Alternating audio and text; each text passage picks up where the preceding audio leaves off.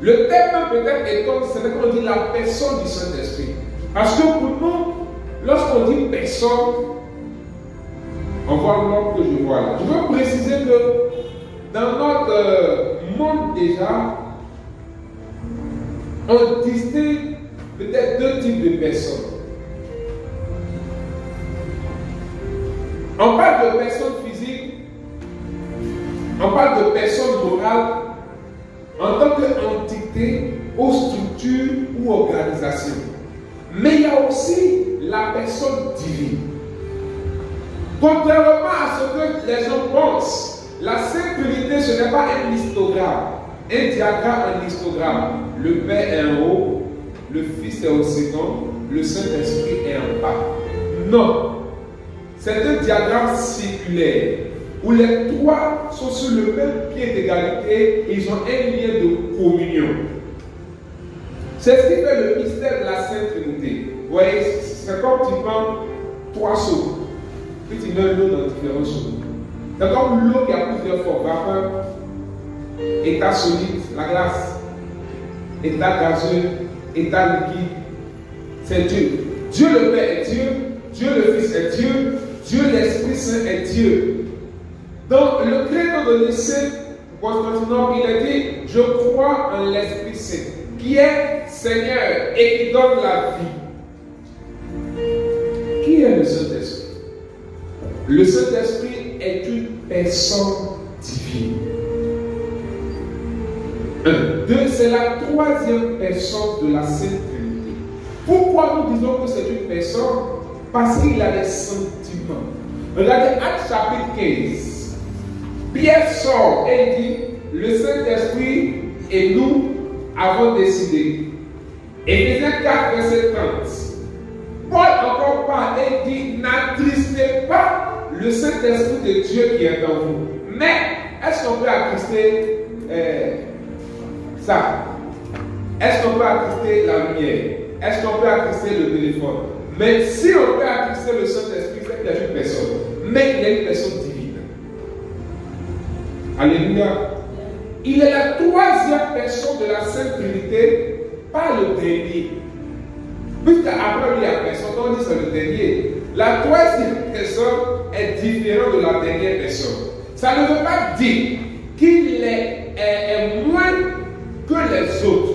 Il est la troisième personne parce que tout simplement, il est la troisième personne de Dieu à faire éruption dans l'histoire de l'humanité. Dieu le Père agit dès le commencement. On voit son action dans l'Ancien Testament. Quand on commence l'histoire du salut, c'est Dieu le Fils qui est en action. Parce que Dieu prend la condition humaine pour agir dans l'humanité.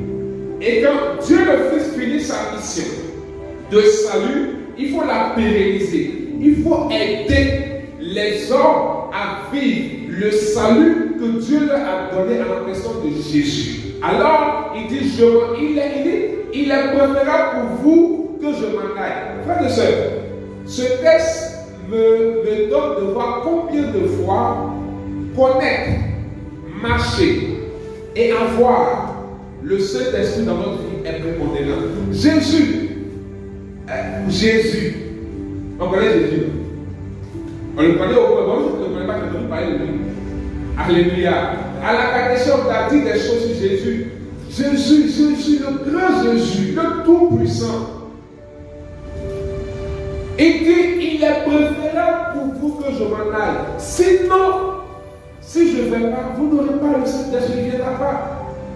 Et de là, Jésus ne fait pas qu'à rester quoi? Il faut rester avec nous. Lui n'a qu'à rester là-bas.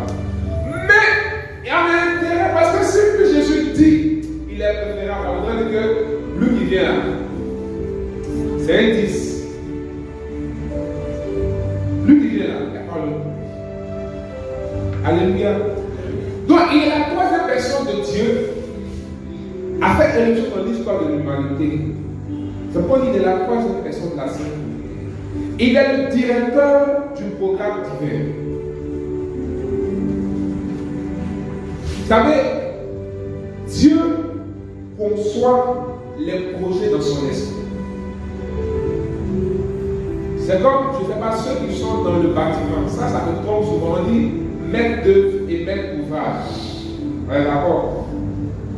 Qui est avant qui? Qui est avant qui? C'est le maître d'ouvrage. Celui qui conçoit, qui coordonne. Le maître d'œuvre, c'est Jésus. Mais celui qui exécute, c'est le Saint-Esprit. C'est quand vous allez voir que toutes les actions de Dieu dans l'histoire de l'humanité a été faites par l'action du Saint-Esprit. C'est-à-dire, l'action de un entraîne l'action des deux autres. L'action du Père entraîne l'action du Fils et de l'Esprit.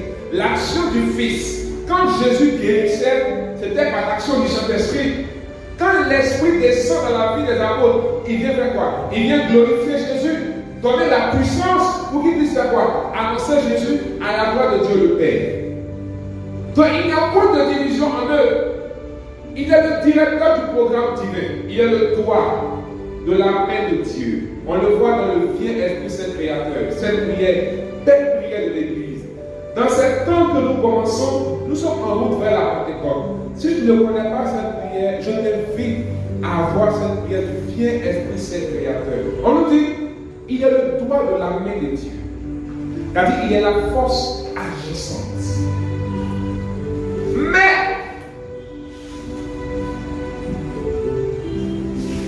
il y a quelque chose de lui que tu ne sais pas, ou bien tu ne prêtes pas attention, qui donne tout le sens à sa personne et à sa mission. C'est qu'il est le paraclet. Qu'est-ce que le paraclet? Ici il dit, mais le paraclet, virgule, l'Esprit Saint. Pourquoi il n'a pas dit mais l'Esprit Saint? Mais il dit le paraclet. Le mot paraclet exprime la personne et le rôle que les Saint-Esprit jouent dans la vie des hommes et dans la vie des chrétiens. Paraclet, du mot grec parakletos, qui veut dire le consolateur. Mais la définition littérale, c'est celui qui est avec moi sur le chemin. Pourquoi il est celui qui est avec toi sur le chemin? Parce que s'il n'est pas avec toi sur le chemin, tu ne peux pas plaire à Jésus. Tu ne peux pas expérimenter le salut. Vous avez, personne ne s'est levé comme ça, et puis il a dit non, je donne ma vie à Jésus. Est-ce que tu le sais? Même la Vierge Marie, c'est pas d'un homme qu'elle a dit oui, Joe. Joseph était frère. Alléluia. S'il a pu obéir au plan de Dieu sans broncher, c'est que c'était un bon gars. Ouais, d'accord.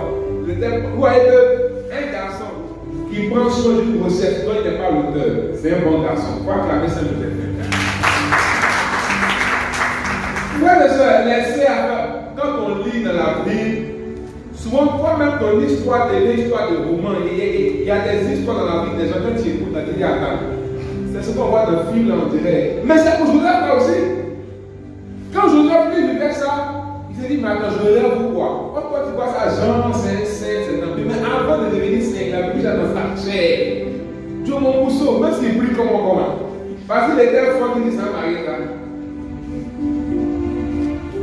La fille, elle ne sait pas comme là. Elle ne vit pas, jusqu'aujourd'hui, elle ne vit pas. Exactement, je n'avais compris le mystère. Mais dans la Dieu, c'est elle a plus peur. Alléluia. Il a besoin de quelque chose. Bon, d'un enfant qui ne voit pas son enfant. Et puis, la partie de mes pères qui dans l'histoire, on dit, allez vous recenser. Il y a un seul âme. Et Marie est enceinte. Donc c'est Marie qui a assisté. C'est elle qui a assisté sur l'âne, et puis lui il prend le 11 barils, il les accompagne. Et que toi, quelqu'un d'autre a enceinté.